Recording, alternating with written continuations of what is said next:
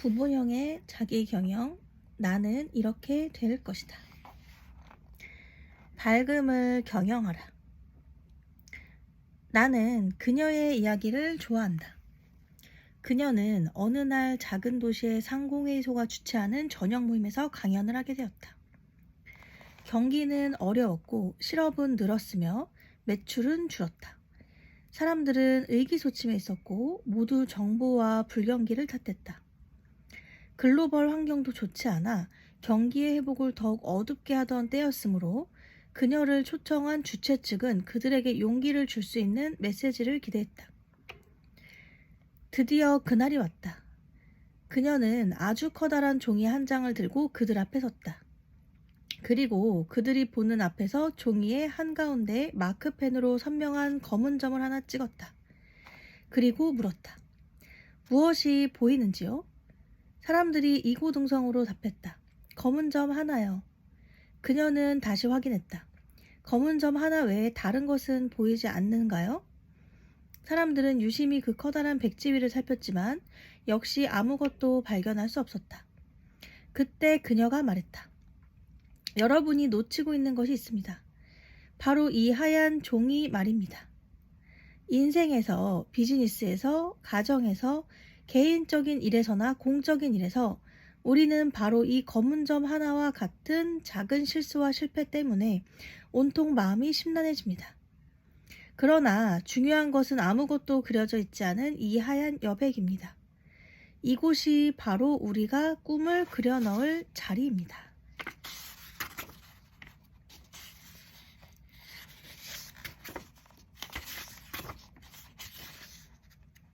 나이 들어 깨달은 것은 삶이란 눈물 콧물 웃음으로 사는 것이라는 자각이다.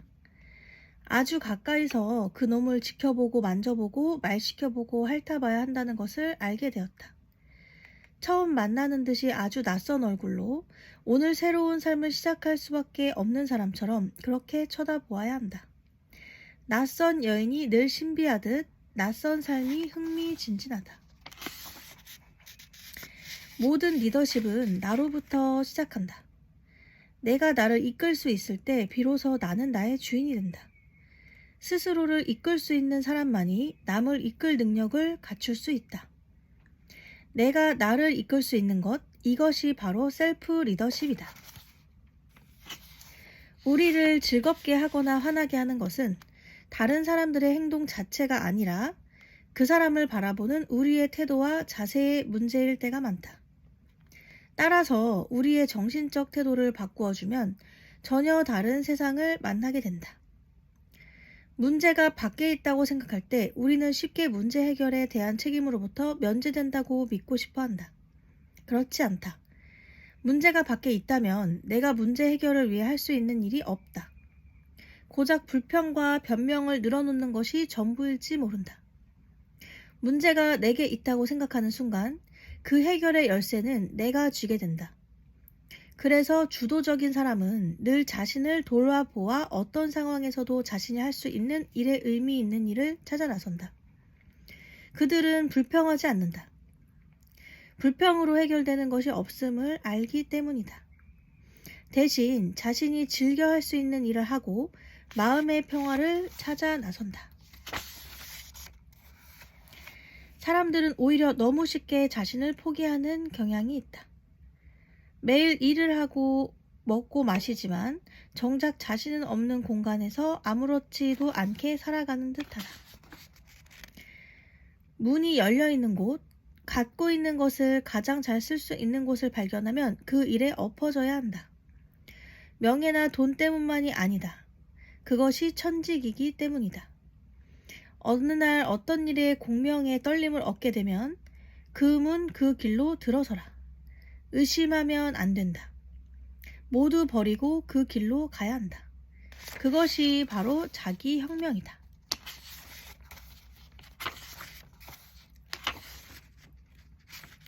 나는 늘 나를 가지고 무엇을 만들 수 있는지 생각해 본다. 자나깨나 로또를 바란다면 이루어지지 않을 것이다. 내가 나에게 줄 수 있는 선물이 아니기 때문이다. 자나깨나 신에게 기도한다면 기도가 이루어지게 행동하라는 답을 얻게 될 것이다. 신이 우리에게 꿈을 주었으니 우리의 의무는 몸을 움직여 그 일을 매일 하는 것이다. 그러면 우리가 바라는 사람이 되어 있을 것이다. 나는 이 건강한 방정식을 의심하지 않는다. 고작 다른 사람이 시키는 일이나 하고 품삯을 벌어 사는 사람은 이 세상에서 가장 째째한 월급쟁이다. 월급쟁이는 기껏 해보았자 남의 집 종에 불과하다. 심한 말이라고? 천만에 나는 종놈이라 부르고 싶은 것을 참고 있을 뿐이다. 그러나 모든 직업인들이 다 그런 것은 아니다. 주인 같은, 아니 그 조직의 진짜 주인이 되어 일하는 사람들을 알고 있기 때문이다. 다른 사람이 내 운명을 쥐고 흔드는 것을 분개하라. 그리고 지금 당장 내 삶이 구축될 수 있는 원대한 건축 계획에 돌입하라. 계획의 가장 상위 개념은 비전이다. 내 삶과 직업에 대한 비전을 자신의 언어로 표현하라. 예를 들어 나는 내가 좋아하는 변화 경영 분야에서 세계 최고의 전문가 중 하나가 되겠다는 비전을 세워두었다. 적어도 그 비전을 이루기 위한 10년 계획을 세워두어라. 내 인생을 빛내는 10개의 찬란한 풍광을 만들어내라. 이것을 나는 묘목 심기라고 부른다.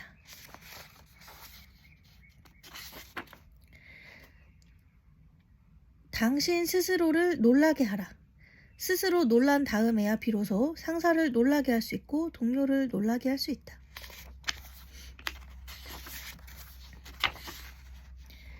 여행을 떠날 때 얼마나 큰 짐을 들고 가는가?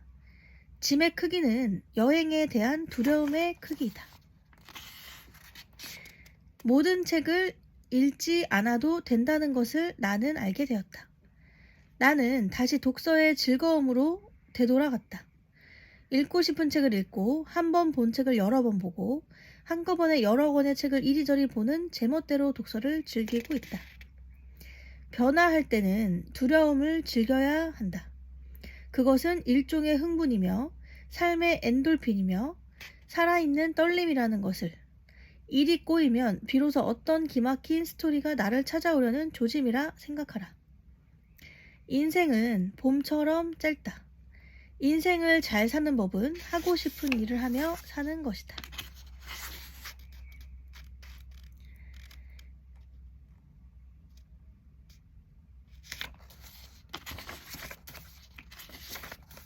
여름, 아름다움의 정의. 모든 직업인은 시키는 일을 하는 피고용자가 아니라 자신의 비즈니스를 경영하는 야심찬 기업가이다.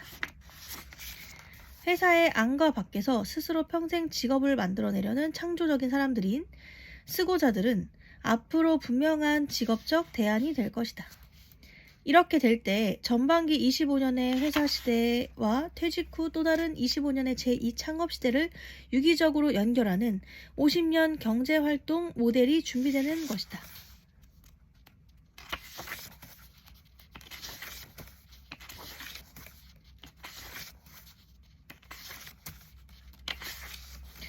꿈은 늘 현실을 떠남으로써 도달할 수 있는 보다 나은 사이버 리얼리티이다. 꿈이 이루어지지 않는 이유는 꿈이 없기 때문이다. 꿈을 꾸는 사람들은 꿈을 이루는데 여러 번 실패할 수는 있지만 그것은 그저 성공에 이르는 과정에 지나지 않는다. 언젠가 그들은 꿈을 이루게 된다.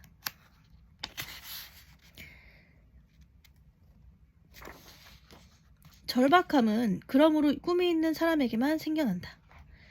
현실과 꿈 사이의 간격에서 꿈을 향해 움직여갈 때 생겨난다. 현실밖에 없는 사람은 절박하지 않다. 그들에게 삶은 그저 지루하고 짜증스러운 반복과 연속일 뿐이다. 그들에게는 꿈, 즉 도달해야 될 점이 없다. 오직 현실이라는 한 점밖에 존재하지 않기 때문에 움직일 수 없다. 그래서 스스로의 변화는 불가능하다. 외부의 변화가 밀려오면 속수무책으로 당할 수밖에 없다. 그리고 어찌할 수 없게 되었을 때 후회할 뿐이다. 그런가 하면 꿈밖에 없는 사람도 있다. 그들도 변화할 수 있다. 그들에게는 현실이 없기 때문에 이룬다는 개념도 없다. 그저 취해서 살 뿐이다. 바둑이든 음악이든 무용이든 그 무엇이든 좋아서 빠져들면 깨우침이 있고 그것을 통해 인생을 알게 된다. 좋아하지 않고는 알 수가 없다. 알지 못하면 깨닫지 못한다. 깨닫지 못하면 달인이라 할 수 없다. 뜻을 세워 스스로 무엇을 이루어 보려는 마음이 있다면 좋아하고 잘하는 일을 찾아야 한다. 몰입할 수 있는 모든 일은 자기를 위해 좋은 일이다. 몰입은 행복에 기여한다. 사회는 행복한 사람으로부터 전해지는 행복이라는 에너지를 끊임없이 필요로 한다. 행복한 사람만이 행복을 전달할 수 있다. 생활 속에서 의미를 찾아 만족을 느끼는 방법에는 크게 세 가지가 있다. 하나는 지금 하는 일을 사랑하는 것이다. 사랑할 수 없다면 지금 하고 있는 일을 작파하고 좋아하는 일을 찾아 떠나는 것이 두 번째 방법이다. 그럴 수도 없다면 지금 하고 있는 일에 대한 태도를 바꾸는 것이다. 그것이 세 번째 방법이다. 좋아하는 일을 하는 것은 좋은 취미 활동이다. 취미로 시작한 일이 직업이 되는 경우가 있는데 이것처럼 바람직한 것이 없다. 놀이가 곧 일이고 일이 곧 직업이 된다. 이것이 바로 우리가 원하는 것이다. 지금 우리가 만들어내려고 하는 것이 바로 이것이다. 매일 자신에게 돌려준 2시간은 훌륭한 미천이다. 수없이 많은 갈림길 중에서 하나를 선택해 마음속의 이정표를 따라 3년을 걷고 또 5년을 걸으면 그 길이 옳은 길임을 믿게 된다. 믿으면 그 일에 깨어있는 모든 시간을 쏟아부을 수 있다. 삶은 곧 그 일이 되고 그 일을 통해 삶을 이해하게 된다. 그 일을 위해 살았다는 것을 다행으로 여기고 그 일이 곧 자신의 정체성이 된다. 그 일이 무엇이든 행복한 전문가는 그렇게 만들어진다.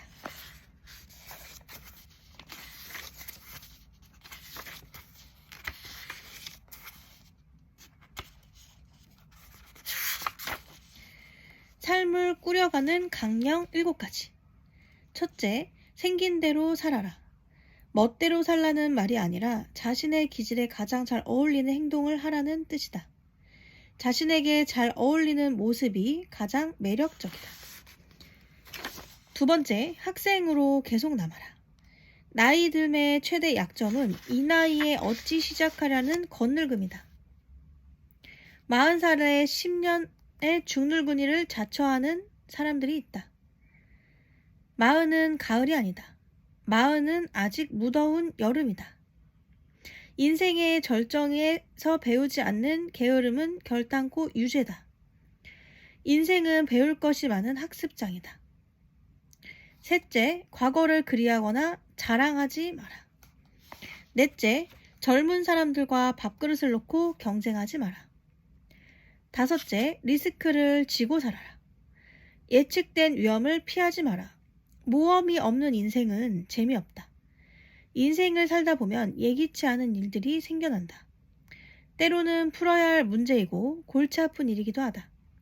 그러나 이 예기치 않은 일이 신의 선물이다. 지루한 일상에 던져진 신의 수수께끼이며 화두이며 짓궂은 장난이다. 특히 사람에 대해서는 위험을 감수하고 믿어주는 것이 좋다. 상대를 신뢰하지 못하면 방어적이 된다. 언제나 방어 자세를 취하고 상대를 불신한다면 치러야 할 대가가 너무나 크다. 여섯째, 삶을 관조와 관찰로 대체하지 마라. 유감스럽게도 가장 조신하고 사려 깊은 중년들에게 잘 나타나는 현상이다. 삶과 조금 격리되어 삶을 관조하는 조용한 옵서버가 되지 마라. 삶은 뜨거운 것이다. 7번째, 자연과 하나가 되어라. 자연은 아주 지혜로운 파트너이다. 인간관계를 부드럽게 하는 강령 7가지. 첫째, 사람을 있는 그대로 받아들여라. 모든 사람은 좋은 점과 나쁜 점을 동시에 지니고 있다. 두 번째, 부탁받지 않았다면 충고하려 하지 마라. 셋째, 현재의 관점에서 이해하라. 과거는 우리가 어떤 사람을 판단하는 중요한 기준이다. 그러나 과거에 지나치게 많은 비중을 두지 않는 것이 좋다. 네 번째, 성과보다 존재에 고마워하라. 상대를 칭찬하는 것은 좋은 일이다. 그러나 칭찬의 힘은 경우에 따라 매우 다르다. 상대가 스스로 인정할 수 없는 칭찬은 불편한 일이고 아부이며 마음이 서로 닿지 못하는 경박한 처세일 수 있다. 칭찬을 할 때는 성과에 대한 칭찬보다는 그 사람의 존재에 대해 칭찬을 해주는 것이 효과적이다. 다섯 번째, 감정의 70% 정도는 표현하려고 애써라. 내성적인 사람도 있고 외향적인 사람도 있다. 중요한 것은 자기 감정의 3분의 2 정도 자기답게 표현하는 비법을 터득할 필요가 있다는 것이다. 나머지 3분의 1은 마음속에 묻어두는 것이 좋다. 묻어두는 법도 반드시 터득할 기술이다. 여섯 번째, 휴먼 네트워크를 만들어라. 자신의 유지력 안에서 적절한 규모의 휴먼 네트워크를 만들어 나가는 것이 중요하다. 특히 전문성을 공유할 수 있는 순수한 네트워크는 공들여 가꾸는 것이 좋다. 일곱 번째, 들으면 친해진다. 묻고 잘 들어라. 내성적인 사람은 자신에 대해 절제된 말밖에 할 수 없으니 상대방의 관심사를 묻고 들으면 서먹한 대화가 잘 이어진다. 외향적인 사람은 혼자 떠들지 않기 위해서라도 상대방에게 관심사를 묻고 말할 기회를 주는 것이 좋다. 일에 관한 강령 7가지. 첫째, 의식적으로 문제의식을 가져라. 두 번째, 실험하고 모색하라. 의도적으로 제기된 문제를 풀어라. 실패를 두려워하면 실험하기가 어렵다. 그 가능성을 알 수 있는 방법은 실험을 해보는 것이다. 셋째, 알아주지 않아도 계속하라. 모든 훌륭한 성취의 이면에 숨어있는 공통점이다. 인정과 격려를 받으면 좋지만 그렇지 못한 경우가 많다. 외로운 일이 이루어져야 지금껏 아무도 하지 않았던 정말 큰 일이 성취된다. 처칠의 가장 짧은 연설을 기억하라. 여러분 포기하지 마십시오. 포기하지 마십시오. 절대로 포기하지 마십시오. 넷째, 긍정적인 자긍심을 가져라. 자긍심은 자신을 좋아하는 마음이다. 자신과 정서적으로 교감하는 것이다. 다섯째, 자신만의 방식을 찾아라. 이 세상에 평범한 직업은 없다. 평범한 방식으로 수행되기 때문에 평범해질 뿐이다. 전문가의 세계에서 중요한 것은 차별성이다. 여섯 번째, 1인 기업이라 생각하라. 시키는 일을 하며 품삯을 버는 피고용인이라고 생각해서는 안 된다. 자신의 비즈니스를 경영하는 경영자라고 생각하라. 일곱 번째, 자신의 지적 자산을 형성하라. 지식사회의 재산은 지식이다. 지식은 만들어져야 하고 저장되어야 하고 유통되어야 하며 활용되어야 한다. 따라서 자신의 홈페이지를 만들거나 블로그를 만들거나 카페를 만들어라. 그리고 매일 자신의 실험과 모색의 과정을 올려 회원들과 공유하도록 하라. 몇 년 내에 그곳에 있는 모든 지식의 소유자가 그대가 될 것이다. 지식사회에서의 지적 재산권을 가진 사람이 된다는 뜻이다. 즉, 부자가 된다는 뜻이다. 운이 좋아지는 강령 7가지. 첫 번째, 호의를 베풀어라. 순수한 도움을 베풀라는 뜻이다. 가능하면 다른 사람이 곤란할 때 호의를 베풀면 효염이 크다. 자신이 친절한 사람이라는 생각 때문에 우선 스스로 기분이 좋아진다. 호의를 받은 사람도 이 작은 순수한 도움을 잊지 못한다. 순수함의 힘이다. 호의는 씨앗이다. 뿌린 자가 거두어 들이게 되어 있다. 두 번째, 잘난 척하지 않고 똑똑하게 보여라. 잘난 척은 만인의 구토를 부른다. 상대방의 말에 반박하고 싶거나 꼭 한마디 해주고 싶어 못 견딜 때는 의견을 말하기 전에 반드시 질문을 하라. 좋은 질문은 훌륭한 반박보다 훨씬 부드럽고 창조적이다. 답변이 부족하면 상대방은 스스로 무너지고, 답변이 훌륭하면 당신은 황금 같은 조언을 듣게 되는 것이다. 자기계발 강령 7가지. 첫째, 자신의 기질과 재능을 찾아내라. 불확실성이 두드러진 불안의 시대에는 믿고 의지할 것이 자신밖에는 없다. 두 번째, 노력의 팔하를 자신의 특성에 집중하라. 자신의 특성 중에서 믿고 의지할 수 있는 가장 뛰어난 특성을 활용하라. 예를 들어 사물의 어두운 부분을 보는데 능한 사람은 비판 기능과 숨어있는 덫을 파악하는 분야로 특화하라. 세 번째, 하루 한두 시간의 해방구를 만들어라. 자신을 위해 시간을 낼 수 없는 사람은 자유롭지 못한 사람이다. 바쁜 사람은 노예이다. 자랑할 일이 아니다. 네 번째, 매일 해야 이룰 수 있다. 시간을 낼 때는 매일 정해진 곳에서 가장 순도 높은 시간을 자신에게 제공해 줄 수 있어야 한다. 왜냐하면 자신이야말로 가장 소중한 존재이기 때문에 먼저 자신에게 가장 좋은 시간을 투자할 수 있어야 한다. 다섯 번째, 독학 없는 배움은 없다. 혼자 공부하는 법을 즐겨야 한다. 공부할 때는 공자 할아버지를 기억하라. 죽은 지 2500년이 지나 뼈도 남아있지 않건만 아직도 살아서 영향력을 미치는 공자의 초절정 경쟁력을 상기해보라. 논어의 첫 줄이 배우고 때로 익히면 즐겁지 아니한가인 이유를 잊지 말자. 여섯 번째, 스승을 구하고 파트너를 찾아라.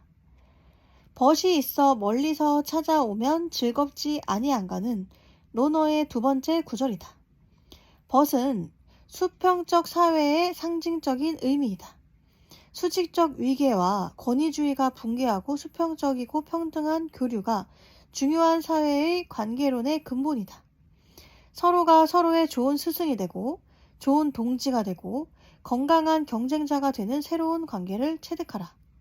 같은 길을 걷는 5명의 스승과 동지를 얻어라. 일곱 번째, 기록하지 않는 것은 사라진다. 하루는 음식과 같다. 먹으면 사라지는 것이 음식이듯이 하루는 한 끼의 식사와 같다. 먹는 순간 음미하고 즐길 줄 알아야 한다. 하루를 얻으면 현재를 얻는 것이다.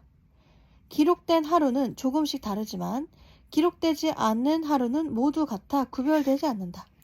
복제되어 반복되는 하루밖에 갖지 못하는 사람은 신화 속 인물 시시포스, 제우스를 속인 죄로 산 위에 바위를 밀어 올리는 이를 영원히 되풀이하는 형벌을 받은 시시포스와 같다. 기록하라. 날마다 그 독특한 맛을 찾아 적어두어라. 그것이 개인의 역사이다.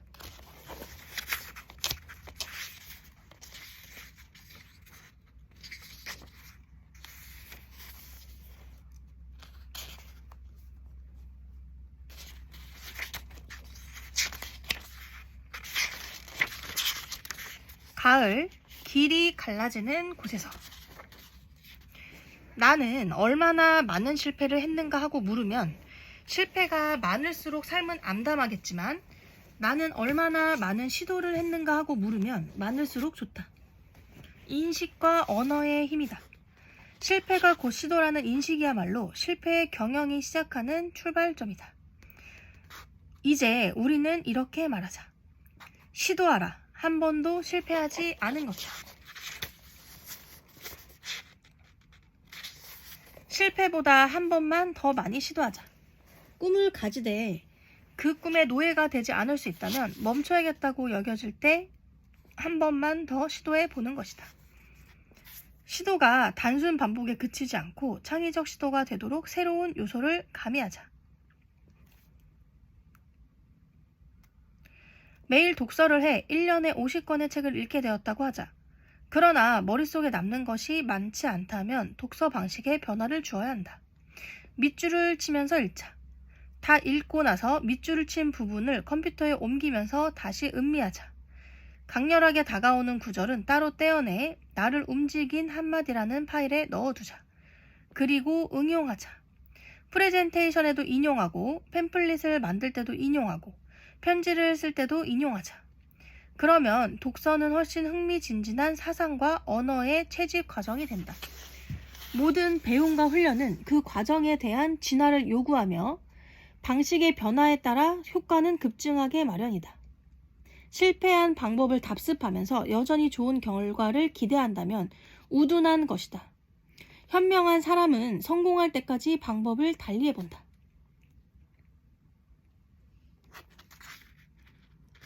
만약 인생의 길에서 성공과 실패를 만나더라도 그 두 가지를 똑같은 것으로 받아들일 수 있다면, 그리고 만일 내 생애를 전부 바친 일이 무너지더라도 몸을 굽혀 낡은 연장을 들고 그것을 다시 일으켜 세울 수 있다면, 그렇다면 세상은 너의 것이며 너는 비로소 한 사람의 어른이 되는 것이다.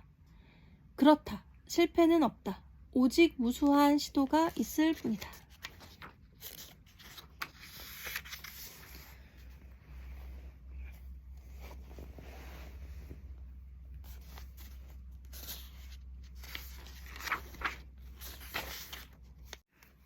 나는 이런 이야기를 들은 적이 있다. 그리고 내가 좋아하는 이야기가 되었다. 암호랑이 한 마리가 있었다.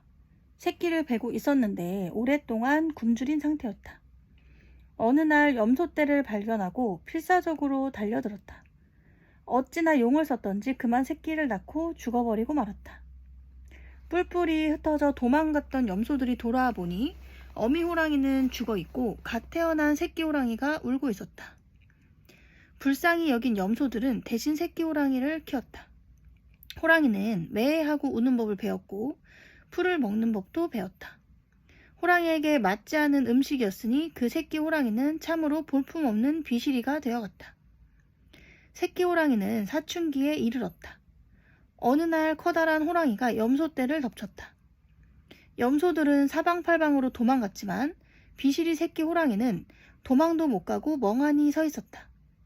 큰 호랑이가 새끼 호랑이를 보자 놀라 물었다. 염소들과 같이 사는 것이냐? 매, 새끼 호랑이가 대답했다. 큰 호랑이는 기가 막히고 화가 났다. 몇 번 쥐어박아 주었지만 새끼 호랑이는 염소 소리로 울 뿐이었다. 그러자 큰 호랑이는 새끼 호랑이를 끌고 잔잔한 호숫가로 데려갔다. 새끼 호랑이는 난생 처음 자기의 얼굴을 보았다. 큰 호랑이는 자기 얼굴을 그 옆에 가져다 대고 말했다. 이것 봐, 너와 나는 같지? 넌 염소가 아니라 호랑이다. 알았느냐? 네 모습을 마음에 새겨 호랑이가 되어라. 새끼 호랑이는 이 메시지를 이해했다. 큰 호랑이는 새끼 호랑이를 데리고 동굴로 갔다. 그곳에는 피가 뚝뚝 떨어지는 영양의 고기가 있었다. 큰 호랑이가 한 입 베어 물며 말했다. 너도 먹어라. 마음껏 먹어. 그러자 새끼 호랑이가 말했다. 나는 채식주의자인데요. 헛소리 하지 마라. 그리고 고기 토막 하나를 입에 찔러 넣어주었다. 새끼 호랑이는 숨이 막혀 캑캑댔다. 씹어라. 호랑이는 도망칠 수조차 없는 풀은 먹지 않는다. 달려들어 생명을 잡아먹고 생명으로 살아가는 것이다. 새끼 호랑이는 고깃덩어리라는 새로운 깨달음 앞에서 캑캑댔지만 그럼에도 불구하고 그것을 자기의 몸속과 피 속으로 받아들였다. 그것이 올바른 먹이였기 때문이다. 새끼 호랑이의 포효가 터져나왔다. 최초의 호랑이 울음소리였다. 드디어 호랑이의 몸에서 염소라는 과거가 뚝 하고 떨어져 나갔다. 우리 모두 염소처럼 살아가는 호랑이들이다. 사회 속에서, 조직 속에서 그렇게 길들여졌다. 우리는 어느 때 호랑이로서 자기 얼굴을 인식하게 될까? 그리고 호랑이로 포효하며 살아가게 될까? 나는 이 질문에 대답하고 싶다. 그러나 오해는 하지 말길 바란다. 내가 염소는 싫어하고 호랑이는 좋아한다고 말이다. 내가 미워하는 것은 다만 우리 속에 지금의 우리보다 훨씬 더 깊고 더 높은 것이 있다는 사실을 깨닫지 못하고 자신이 되지 못한 채 다른 사람으로 살고 있는 졸렬한 현재이다. 나는 누구나 자신의 이야기, 즉 자신이 주인공인 신화 하나를 만들어 갔기를 바란다.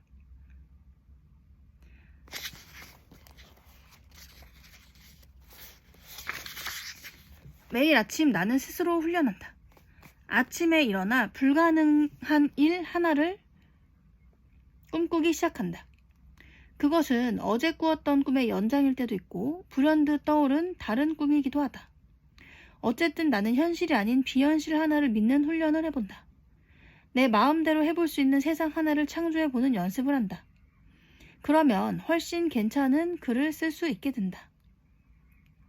이런 정신적 근육의 훈련이 나를 젊게 만든다. 젊은 사람들이 부르는 노래를 따라 부르지 않아도 열린 마음에 젊은 정신을 갖고 있다는 것을 믿게 된다. 스마트폰을 쓰지 않아도 나는 그 이상을 만들어낼 수 있다는 생각을 버리지 않는다. 나는 이 훈련 방법을 루이스 캐럴의 소설 거울 나라의 앨리스에서 배웠다. 그렇다.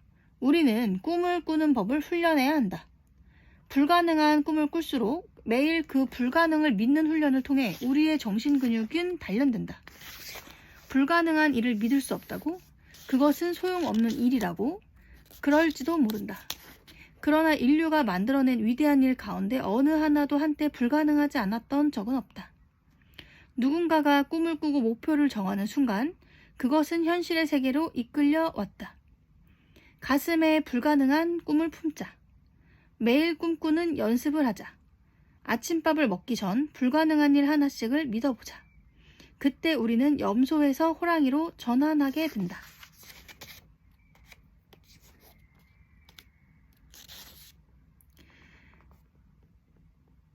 입사가 결정되고 며칠의 여유가 있을 때 우리는 짐을 싸 마지막 여유를 여행으로 누리고 퇴사한 후에는 여행을 떠나 그동안의 일을 정리한다. 모든 단절에는, 모든 도약에는 여행이 통가을에처럼 자연스럽게 우리의 마음을 비집고 들어온다. 그래서 인류의 마음속에 각인된 여행의 모습은 다른 세상으로의 탐험이고 모험이다. 바쁜 사람들, 그들이 바로 찢어지게 가난한 사람들이다. 우연히 열어젖힌 책 속에 이런 구절이 나온다. 집에서 기르는 소처럼 1년을 살기보다는 하루라도 들소가 되라. 이윽고 가장 많은 바다와 가장 많은 대륙을 본 자는 행복할지니 라는 글도 뒤따라 나온다. 어찌 이 순간에 이런 절묘한 글이 나타났단 말인가. 이제 알았다. 여행이란 이렇게 세계의 아무 곳이나 펼쳐지는 것이고 그때 꼭 맞게 나를 위한 장면을 우연히 만나게 되는 것이다. 그때 그 장면으로 나의 가슴이 열리는 것이고 이윽고 세상도 더 넓어진다. 이것이 내가 여행을 즐기는 이유이다. 재능이 많은 사람들은 한 곳에 몰입하기 어렵다. 이 일도 좋아 보이고 저 일도 재밌어 보이면 어떤 하나도 경지에 이르기 어려워진다. 하나에 전념하라. 이것이 바로 경영의 기초인 선택과 집중이다. 이때 유의할 점은 무엇을 선택하더라도 그 수준은 예술적 경지를 추구해야 한다는 것이다. 예술이란 사물을 더 잘 만드는 것이다.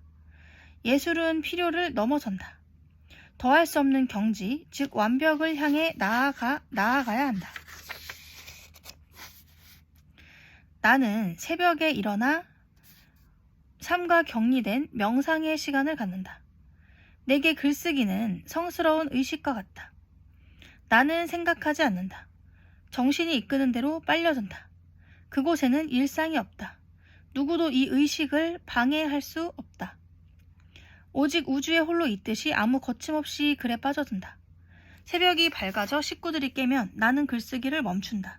그리고 나의 삶과 일상 속으로 되돌아온다. 나는 이 2시간 때문에 작가가 될 수 있었다. 나같이 의지박약에 가까운 사람도 10년간 계속해왔고 15권의 책을 쓸 수 있었던 건 결정적으로 스스로 작가라고 부르며 제2의 인생으로 달려올 수 있었던 것은 이 2-3시간의 몰입 때문이었다.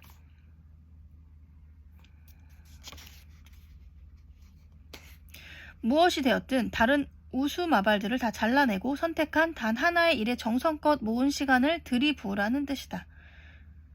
이렇게 매일 하면 무슨 일이든 예술가의 수준으로 그 일을 해낼 수 있는 기회를 터득할 수 있다. 이때 우리는 전문가를 넘어 창의적 예술가의 경지에 이르게 된다. 우리는 비로소 탁월한 자가 될 수 있다. 중요한 것은 희열이다. 효율성이 아니라는 점을 명심해야 한다. 이때만은 자연의 법칙을 따라야 한다. 자라고 나뭇잎을 만들고 꽃잎을 피우고 열매를 맺는 것은 속에 간직된 본성을 따르는 것이다. 바로 그렇다. 이 시간만은 밖에서 주어진 일을 하면서 시간을 보내서는 안 된다. 이때만은 자신의 희열과 열망을 따라야 한다. 그러면 구도자처럼 철벽을 뚫을 수 있는 기백을 얻게 된다. 주어진 재능의 크기와 관계없이 작더라도 그 재능을 다 쓰고 가는 사람이 바로 성공한 사람이다. 부지런하다는 것은 미덕이다. 분명하다. 그런데 나는 필요에 따라 이 근면을 몰아쓰는 것이 전략적으로 훨씬 더 유용하다는 것을 깨닫게 되었다. 말하자면 작은 댐 같은 개념이다. 매일 부지런히 흐르는 개울물은 자연의 상태여서 맑고 깨끗하다. 그 자체로 좋다. 그러나 그것은 수량이 작아 큰 일을 시키기 어렵다. 물을 종종 모이게 만드는 작은 댐을 쌓아두면 큰 힘으로 쓸 수 있다. 매일 같은 일을 수없이 반복하는 일은 개울물의 부지런함으로 훌륭하게 해낼 수 있지만 새롭고 창조적이고 집중적인 일을 해내기 위해서는 치수의 묘가 필요하다는 뜻이다.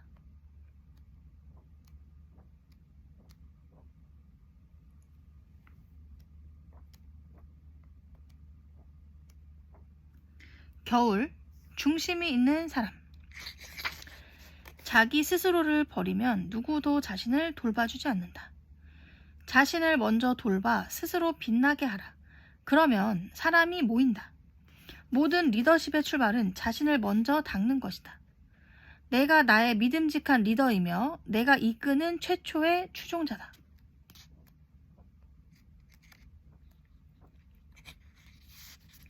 인생에는 여러 가지 길이 있다. 스스로 모색하여라. 헌신하고 모든 것을 걸어라. 그러나 그 길이 아니라 해도 실망하지 말거라.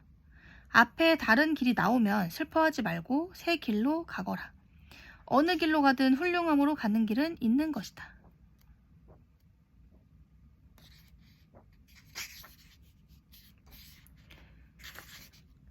보통의 선생은 그저 말을 하고 좋은 선생은 설명을 해주고 훌륭한 선생은 모범을 보이고 위대한 스승은 영감을 준다는 말이 있다.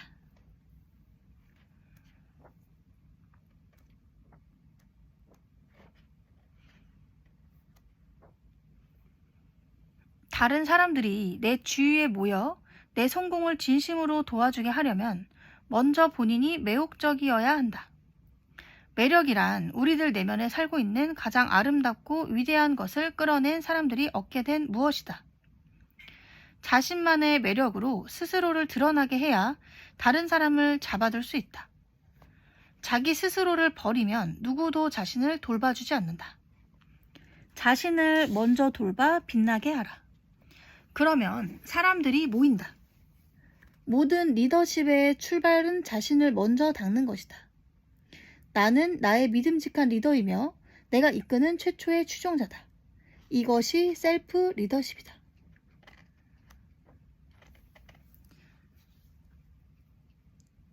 내가 가지고 있는 희소한 자원을 좋은 투자처에 집중할 때 높은 수익률이 되돌아오는 것처럼 좋은 사람들에게 애정과 시간을 집중해야 한다. 좋은 사람이란 누구인가 하는 기준이 바로 당신이 누구인지를 결정하는 가치관이다. 나는 좋은 사람에 대한 아주 멋진 기준 하나를 알고 있다. 내가 서고 싶으면 먼저 그 사람을 세워주어라. 이런 가치를 믿는 사람이 좋은 사람이다. 다른 사람의 불행과 희생 위에 나의 성공을 쌓는 사람은 경계해야 한다. 이런 사람과 얽히면 최악이다. 어떤 사람들과 인생을 함께 했느냐가 바로 그 사람의 인생이 어떠했는지를 말해주는 가장 결정적인 증거이다. 모든 비즈니스는 고객을 돕는 사업이라는 것이 올바른 명제라면 나의 경쟁력은 고객을 돕는 힘에서 나와야 했다. 그 힘은 근본적으로 내 경쟁자들을 이길 수 있는 힘이 아니라 고객을 잘 돕는 힘이어야 한다는 것을 놓치고 있었다. 내 목표는 내 경쟁자와 싸워 이기는 것이 아니라 내 서비스의 수혜자가 나에게 환호하도록 만드는 것이었다. 모든 언어는 그 속에 사용하는 사람의 의식이 담겨 있다. 경쟁력은 친구를 만들기 어렵지만 공헌력은 누구와도 친구가 될 수 있다. 공헌력을 강화할 수 있는 첫 번째 요소가 나누려는 마음과 태도라면 두 번째 요소는 바로 그 선물의 품질이다. 가져온 선물이 특별하고 멋진 것이면 내 공헌력도 커진다. 첫 번째 요소 한번 보도록 할게요. 공헌력을 키울 수 있는 방법들에 대해 생각해 보았다. 역시 가장 중요한 것은 세상을 보는 인식의 전환이다. 빼앗을 수 있는 힘이 아니라 나눌 수 있는 힘에 대한 동경이 가장 먼저 선행되어야 한다. 누구나 알고 있다. 나를 정복하려는 힘에 대해서는 대항해야 하지만 나를 도우려는 힘에 대해서는 우호적이다. 만일 동료들과 어울려 하나의 팀을 이룬다면 반드시 내가 공헌할 수 있는 것이 무엇인지 먼저 생각해야 한다. 마치 파티에 가장 잘하는 요리 하나를 가져가듯 잔치를 흥겹게 만들어줄 멋진 선물 하나를 들고 가라는 것이다. 공헌할 수 있는 방법은 아주 많다. 그러나 그 중에 최고의 공헌은 역시 자신이 가장 잘하는 재능으로 기여하는 것이다. 축제가 흥겨우려면 노래를 잘하는 사람은 노래로, 춤을 잘 추는 사람은 춤으로, 사람을 잘 웃기는 사람은 유머로, 고기를 잘 굽는 사람은 맛있게 구운 고기로 기여할 수 있다. 공헌력을 강화하는 세 번째 방법은 공헌의 과정에서 관계의 깊이를 추구하는 것이다. 한번 생각해보자. 누가 얼마나 훌륭한 삶을 살았는가 평가할 때 아마 우리는 그 사람이 남긴 업적을 헤아릴 것이다. 피라미드를 보고 파라오의 권력을 생각하게 되듯이 말이다.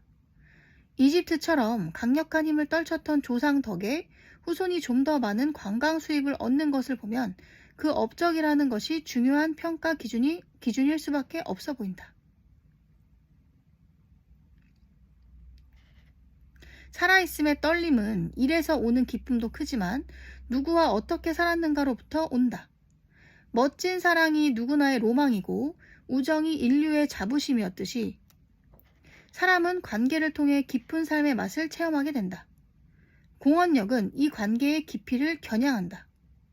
어디서 무엇을 하든 공헌할 수 있는 특화된 힘을 만들어 두고 늘 훈련하자. 재능과 기질이라는 개별화된 특성 위에 죽여주는 기술 하나를 익혀두자. 그리고 그 기술을 우리의 좋은 관계를 위해 활용하자.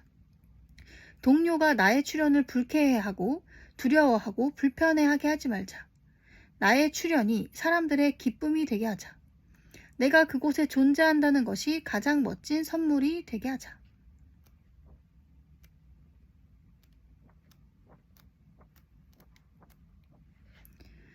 삶의 어디에나 균형의 원리가 작동하듯이 작가가 들려주고 싶은 이야기와 세상이 듣고 싶은 이야기가 일치될 때 작가는 가장 행복하다. 대중과 나 사이에서 자신의 전문 분야에 대한 훌륭한 소통의 통로를 만들어내는 창조적 시도를 끊임없이 해야 한다. 대중이 어렵다고 하면 더 이상 쉽게 쓸 수 없다고 버티지 말고 쉽게 써보려 애써야 한다. 그러면 쉽게 쓰는 법을 터득할 수 있다. 대중이 지루해하면 나는 원래 그런 사람이야 라고 낮아빠지지 말고 자신에게 빠져들 몰입의 방식을 찾아내려 애써야 한다. 세상이 듣고 싶어 하지 않으면 그들이 즐겨 들을 수 있는 다른 통로를 개설해야 한다. 내 심장의 소리를 대중이 원하는 방식으로 원하는 때에 제공해주기 위해 기획하고 구성하면 3만 부는 팔 수 있다. 그러면 대략 연봉 5천만 원이다. 많지는 않지만 죽을 때까지 작가로서 먹고 살 수 있다. 평생 직업이다. 종종 훨씬 더 많이 팔릴 때도 있다. 그러면 이 우묵한 지점에 몇 년 먹고 살 수 있는 양식이 고인다. 이때는 원한다면 제가 쓰고 싶은 책을 대중의 눈치를 보지 않고 실컷 내지를 수 있다. 세상에 나를 외치는 일은 얼마나 통쾌한 일인가. 술 먹은 다음날 아침에도 출근해야 하는 직장인처럼 작가도 아침에 깨어 자신의 글로 출근해야 한다. 무엇을 보고 무엇을 느끼든 작가는 그것을 글감으로 데려와야 한다. 모든 길은 글로 통한다. 나는 쓴다. 씀으로 나는 존재한다. 이것이 작가의 스피릿이다.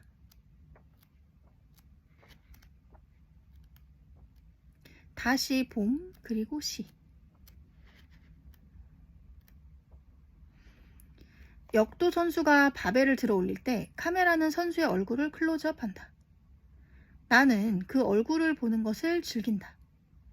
운명 앞에 선 사람의 얼굴이 아마 그럴 것이다. 입으로 스스로에게 주술을 거는 모습을 볼 때마다 나는 자기경영이란 바로 저런 것이다 생각하곤 한다. 자기 안에서 가장 힘센 것을 끄집어내기 위해 혼신을 다하는 모습. 그래도 엄습하는 두려움 앞에서 자기보다 더 큰 것에 의지해 그 두려움에 맞서는 모습. 그것이 바로 자기경영이다. 자기경영은 자신에게 거는 주술이다. 그러나 자기 암시와 주술만으로 효염을 보기는 어렵다. 올림픽 역도 금메달리스트 사재혁은 하루 5만 킬로그램을 들었다고 한다. 두꺼비 기름에 고양이 눈물과 진의 다리를 섞어 만든 마법의 묘약이 효염을 보이는 것이 아니라 작은 산 하나를 들어 올리는 연습과 훈련이 주술의 효염을 높이는 유일한 방법이라는 점 역시 자기 경영의 진수를 말해준다. 훈련이 역도 선수의 몸을 역도 선수답게 만드는 것과 마찬가지로 자기 경영은 끊임없는 훈련을 통해 정신 근육을 키워나가는 것이다. 학문하는 사람들 사이에서는 지식의 깊이는 궁둥이살이라는 말이 있다. 어디서든 오래 끈기 있게 매일 자기를 훈련한 사람이 영광과 명예를 얻을 수 있다. 길게 보아 인생은 공평한 것이고 살만한 것이다. 인생 전체를 기획할 때는 영원히 살 것처럼 긴 안목으로 다가서고 실천을 할 때는 오늘이 마지막 날인 것처럼 치열하게 매달려야 한다. 그리고 신념을 갖고 자신의 언어로 주술을 걸어야 한다. 내가 가장 좋아하는 평범한 사람을 위한 주술. 내 꽃도 한 번은 필 것이다. 지금이어도 좋고 몇 년 뒤여도 좋다.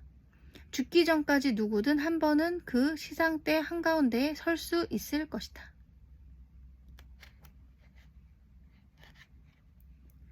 나를 마케팅하는 법. 어느 날 아침에 일어나 보니 유명해져 있었다. 낭만적인 시인 조지 고든 바이런의 말이다. 누가 이것을 마다하겠는가? 젊은 날 얼마나 이런 기적을 바랐던가. 나이가 들어 그 일의 부질없음을 알게 되었다. 모든 유명한 사람은 어느 날 아침 태양처럼 갑자기 세상에 떠오른 듯 보이지만 정작 당사자는 아무도 알아주지 않는 춥고 고독한 길을 오래도록 걸어왔다는 사실을 알고 있다. 세상이 나를 알아주면 기쁘다. 세상이 나를 알아주지 않으면 세상을 원망한다. 세상이 나에게 박수치고 환호하기를 바라는 것은 인간의 사회적 열망이다. 대부분의 사람들은 이 열망을 씨앗처럼 품고 산다. 우리는 세상과의 화해, 세상의 존경, 나아가 세상을 이끄는 사람이 되고 싶어 한다. 세상이 자신을 알게 하는 데 성공한 사람은 자신의 이름으로 세상과 통한다. 그들의 이름이 곧 브랜드인 것이다. 세상에 나를 알려 유명해지는 법, 나는 이 프로세스를 개인 마케팅이라고 부른다. 우리는 어떻게 유명해지는가? 누구도 제가 걸어온 길을 통하지 않고는 유명해지지 못한다. 사람들은 드라마가 없는 인생을 좋아하지 않는다. 개인 마케팅의 시작은 개인의 매력으로부터 시작한다. 마케팅에서는 지금까지 이것을 잘 만들어진 제품은 마케팅을 필요로 하지 않는다는 역설적 법칙으로 설명해왔다. 자신을 세상에 알리고 싶은 사람은 가장 중요한 본질적 속성을 통과해야 한다. 자신의 인생 자체가 베스트셀러야 한다. 특별해야 한다는 뜻이다. 따라서 남들처럼 하면 중간은 간다는 처세론을 믿고 있다면 이미 마케팅에서 실패한 것이다. 나의 인생이라는 매력적인 스토리가 없는 것이다. 특별해져라, 차별적이 되라. 만이 자신에게 들려줄 시가 되어야 한다. 대중이 가지 않은 길, 그 길만이 대중적인 길이 될 수 있다는 것. 이 패러독스가 개인 마케팅의 전제이다. 유명해지고 싶다면 자신의 길을 가라. 이것이 공식이다. 그러므로 기구한 운명, 세상에 대한 분노, 내 길에 대한 광적인 확신, 새로운 시도, 오랜 땀, 열광과 고독, 바로 이런 것들이 자신을 특별하게 만드는 묘약의 제조법이다. 이것들이 바로 마녀가 어두운 밀실에서 오래된 마법의 책을 뒤적이며 토끼 앞발과 두꺼비 기름과 모기 눈꽃과 곰 발톱을 넣어 조제한 특효약이다. 자신의 삶을 둘러볼 때 다른 사람과 같고 버펄로 떼 속의 한 마리처럼 꼼짝없이 무리에 섞여 밀려가는 인생을 보내고 있다면 유명해질 수 없다. 진실은 희귀한 자원이다. 희귀한 것은 늘 가치를 지니고 있다. 이제 품질만으로는 차별화를 얻을 수 없다. 품질은 이제 기본이 되었다. 따라서 진정성이 가치를 갖게 되었다. 진정성이란 스스로의 이미지와 일치하는 내면과 외면의 조화를 의미한다. 이 조화가 깨져 있다면 진정성에 실패한 것이다. 나는 오랫동안 1인 기업가였다. 필연적으로 나를 세상에 알리지 못하면 홀로 먹고 살기조차 어려운 것이 1인 기업가이다. 나는 내 존재를 세상에 알리는 방법으로 책을 선택했다. 나는 변화와 혁신이라는 영역 내에서 오랫동안 일해왔고 그 속에서의 경험이 책으로 풀어져 나왔으며 책을 쓰면서 더 분명하게 배울 수 있었다. 책은 날개를 펴고 독자들의 심장으로 날아갔고 그들은 내 책을 읽으며 내가 변화 경영 전문가라는 것을 인정해 주었다. 그들은 내 책을 사주었고 강연을 요청했고 프로그램에 즐겨 참여했다. 이것이 내 비즈니스의 본질이 되었다. 만일 이 국면에서 내 책의 진정성이 사라진다면 내 비즈니스의 바탕에서부터 흔들릴 것이다. 그러므로 내 비즈니스의 번영은 진정성에 깊이 뿌리내리고 있다. 책의 내용은 직접 겪은 것들 위에서 구성된 것이고 강연 내용도 믿을 수 있는 이론이며 프로그램도 돈을 내고 따라 할 만큼 현실적으로 작동 가능한 것이 되어야 한다. 여기에 의도적인 과장과 왜곡이 존재한다면 나는 비즈니스의 문을 닫아야 한다. 개인의 비즈니스는 특히 인격과 거래가 일치되어야 오래 갈 수 있다. 세상은 묘한 것이라 신화를 원하면서도 그 안에 진실을 담기를 바란다. 이 대극적 가치 안에서 우리는 양립할 수 있을까? 이것이 우리가 다루어야 할 핵심 과제이다. 그동안 마케팅은 실체보다 더 많은 매력을 보여주려 애썼다. 그러나 기업은 이제 지속가능 경영이란 바탕에서 마케팅 활동을 해야 한다. 필살기가 없으면 마케팅 목적이 없는 것이며 진정성이 결여되면 마케팅 방법이 잘못된 것이다. 진정성 결여는 곧바로 마케팅 불신과 실패로 이어지기 때문이다. 개인에게 진정성이란 인격의 차원이며 동시에 전략적 차원이 되었다. 세상에 나를 알리되 안과 밖이 조화로운 균형을 이룰 수 있는 마케팅 방법을 찾아내야 한다. 진정성이 마케팅의 본질이 되었다는 것, 이것이 개인 마케팅의 가장 중요한 메시지가 되었다. 자기 경영이란 평범한 개인이 자신의 비범한 자리, 위대한 자리로 스스로 이끄는 리더십이다. 타인을 위한 리더십이기 이전에 먼저 자신을 이끄는 리더십이다. 자신을 탄생시킬 수 있는 사람만이 자기 자신이 되어 스스로 빛날 수 있다.